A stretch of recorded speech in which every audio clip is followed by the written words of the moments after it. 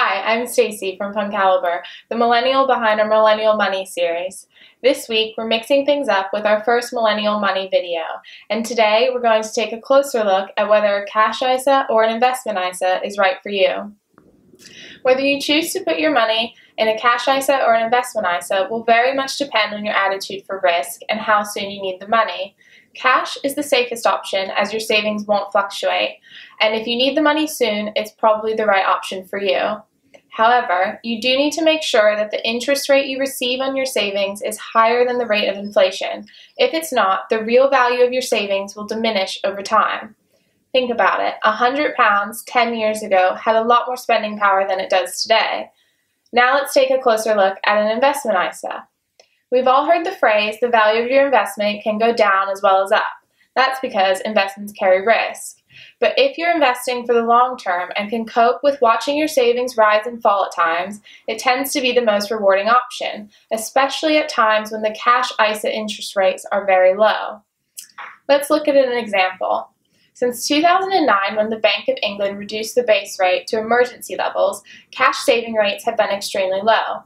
Over the past decade, £1,000 invested into a cash savings account matching the base rate would have grown to £1,050. However, the same £1,000 invested in the FTSE 100, an index of the UK's largest 100 companies, would today be worth £2,468, a notable difference. Another difference between a cash ISA and an investment ISA is the level of work that goes into it.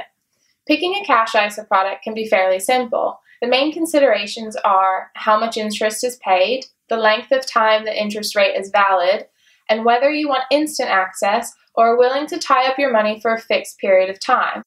Selecting investments for your ISA is a little tougher. If you're considering funds, there are more than 3,000 available in the UK, which is why we started FundCalibre and began awarding our elite rating. Of those 3,000 plus funds, less than 200 hold our elite rating. Our experienced research team analyzes the funds that are widely available to UK retail investors and identifies those which they believe have the most skillful managers. These funds are then awarded our elite rating.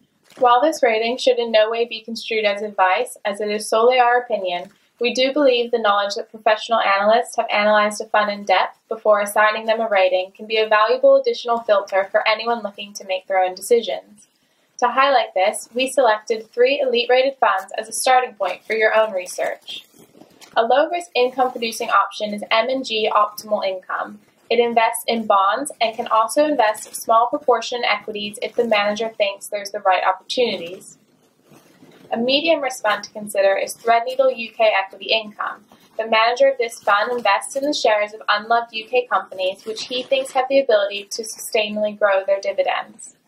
Lastly, for those with a higher appetite for risk is Schroeder Asian Income. This fund gives investors access to companies in the higher growth economies of Asia, excluding Japan, but including Australia and New Zealand.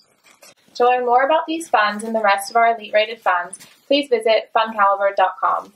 And while you're there, be sure to check out the rest of our Millennial Money series with helpful guides such as how to save for a home and our investment dictionary.